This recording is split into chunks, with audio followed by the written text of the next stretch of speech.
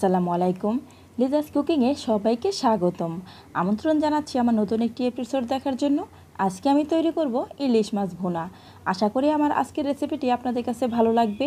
আর ভালো লাগলে আমার চ্যানেলটি সাবস্ক্রাইব করে ফ্রেন্ডস অ্যান্ড ফ্যামিলির সাথে শেয়ার করবেন। আর পাশে থাকা বেল বাটনে ক্লিক করে রাখবেন আমার পরবর্তী ভিডিও নোটিফিকেশন পাওয়ার জন্য। আর ভিডিওটি দেখা শুরু করার আগে অবশ্যই একটি লাইক দিয়ে তারপর দেখা শুরু করবেন। তো এর জন্য প্রথমে আমি চুলায় একটি প্যান বসিয়ে গরম করে দিয়ে দিচ্ছি রান্নার তেল। তেলটা একটু গরম হয়ে আসলে অ্যাড করে দিচ্ছি 1 কাপ পেঁয়াজ কুচি দিয়ে একটু নেড়েচেড়ে ভেজে নিচ্ছি। আর এই পেঁয়াজ কুচিটাকে একেবারে ব্রাউন কালার করে ভাজার কোনো প্রয়োজন নেই, একটু স্বচ্ছ হয়ে আসলেই হবে। পেঁয়াজগুলো যখন এরকম স্বচ্ছ হয়ে আসবে ঠিক এই পর্যায়ে অ্যাড করে দিচ্ছি একটি টমেটো কুচি। এবার একটু নেড়েচেড়ে ভেজে নিচ্ছি। কিছুক্ষণ নেড়েচেড়ে নেওয়ার পর এই টমেটোগুলো তাড়াতাড়ি সিদ্ধ হওয়ার জন্য এখানে অ্যাড করে দিচ্ছি সামান্য একটু লবণ। আর এই লবণটা দেওয়ার কারণ হলো টমেটোটা খুব তাড়াতাড়ি সিদ্ধ হয়ে যাবে। এবার এই টমেটোটা সিদ্ধ হওয়া পর্যন্ত আমি আরও কিছুক্ষণ ভেজে নিচ্ছি। কিছুক্ষণ ভেজে নেওয়ার পর যখন এরকম হয়ে আসবে তখন বুঝতে হবে ভাজা হয়ে গেছে। এই পর্যায়ে অ্যাড করে দিচ্ছি 2 চা চামচ মরিচের গুঁড়া, 1 চা চামচ হলুদের গুঁড়া, 1 চা চামচ ধনিয়ার গুঁড়া, দিয়ে দিচ্ছি জিরার গুঁড়া 1/2 চা চামচ, লবণ দিয়ে দিচ্ছি 1/2 চা চামচ। লবণ 1/2 চা চামচ দিয়েছি, যদি লাগে পরে আবারও দেব। এবার অ্যাড করে দিচ্ছি 1/2 চা চামচ আদা রসুনের পেস্ট। এবার মশলাগুলোকে ভালো করে নেড়েচেড়ে একটু মিশিয়ে নিচ্ছি। এই মশলাগুলোকে আমি একটু সময় নিয়ে কষিয়ে নেব।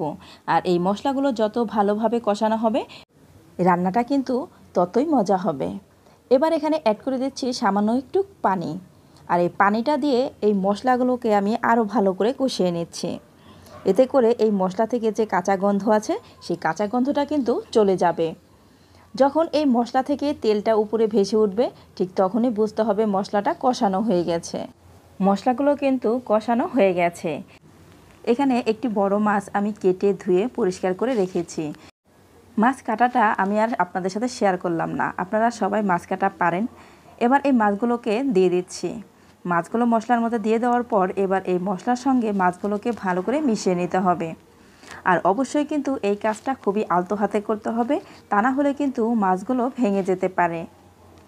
আর আমি খুবই আলতো হাতে মাছগুলোকে নেড়ে দিচ্ছি, মশলার সঙ্গে ভালো করে মিশিয়ে কষিয়ে নিচ্ছি।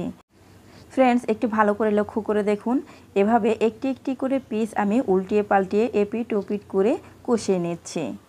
আর মাছগুলো কিন্তু কষানো হয়ে গেছে। এবার অ্যাড করে দিচ্ছি পরিমাণ মতো ঝোল। ঝোলটা আমি আমার পরিমাণ মতো দিয়েছি, আপনারা আপনাদের পরিমাণ মতো ঝোলটা দিয়ে দিবেন। যে যেমন খান সে সেরকমভাবে ঝোলটা অ্যাড করে দেবেন। আমি খুব বেশি ঝোল রাখবো না, সেজন্য আমি এতটুকুই দিয়েছি। এবার এখানে অ্যাড করে দিচ্ছি 5-6টি কাঁচামরিচ। কাঁচামরিচগুলো কিন্তু আমি একটু মাঝখান থেকে কেটে দিয়েছি, এতে করে ঝালটা বের হবে। আপনারা চাইলে কাঁচামরিচটাকে আস্তেও দিতে পারেন।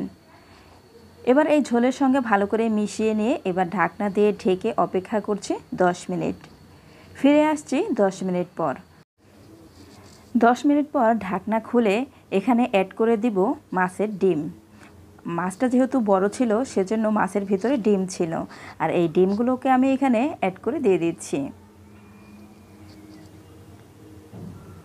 ডিম দিয়ে ভালো করে ঝোলের সঙ্গে একটু ডুবিয়ে দিতে হবে, এতে করে ডিমটা খুব সুন্দরভাবে রান্না হবে। ডিমটাকে ডুবিয়ে দেওয়ার পর এবার আমি আবারও ঢাকনা দিয়ে ঢেকে অপেক্ষা করছি 10 মিনিট। ফিরে আসছি 10 মিনিট পর। মাছ রান্না কিন্তু হয়ে গেছে। এই পর্যায়ে অ্যাড করে দিচ্ছি 1/2 চা চামচ ভাজা জিরার গুঁড়া। আর অবশ্যই এই ভাজা জিরার গুঁড়াটা দেবেন, কেউ স্কিপ করবেন না, এতে করে এর টেস্টটা কিন্তু 1000 গুণ বেড়ে যাবে। এবার ভাজার জিরার গুঁড়া দিয়ে একটু নেড়ে দিচ্ছি। আর অবশ্যই কিন্তু এটা আলতো হাতে করতে হবে, একটু জোরে নাড়া দিলে কিন্তু মাছগুলো ভেঙে যাবে। মাছগুলো রান্না কমপ্লিট হয়ে গিয়েছে। এবার চুলাটা অফ করে দিয়ে নামিয়ে সার্ভ করে নিচ্ছি। আমার আজকের রেসিপিটি আপনাদের কাছে কেমন লেগেছে অবশ্যই আমাকে কমেন্ট করে জানাবেন। আর যারা একেবারে নতুন রাঁধুনি, আশা করি আমার আজকের রেসিপিটি তাদের কাজে আসবে। আর একবার হলেও এইভাবে মাছ রান্না করে খেয়ে দেখবেন, আমার বিশ্বাস আপনার বাসার সবাই ভীষণ পছন্দ করবে।